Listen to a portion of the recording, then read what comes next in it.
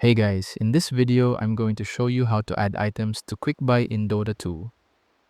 This matters because Quick Buy lets you purchase items instantly without searching the shop, which saves seconds during fights and clutch moments. First, open the shop. Find the item you want, like Blink Dagger or Boots. Now drag or shift left, click the item to add it to Quick Buy.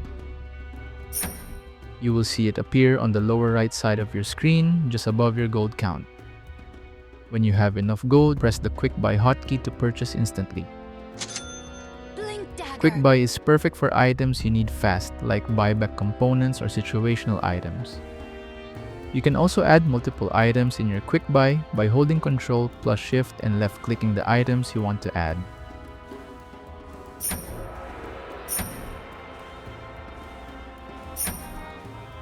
And that's how to add items to Quick Buy in Dota 2. Thank you so much for watching.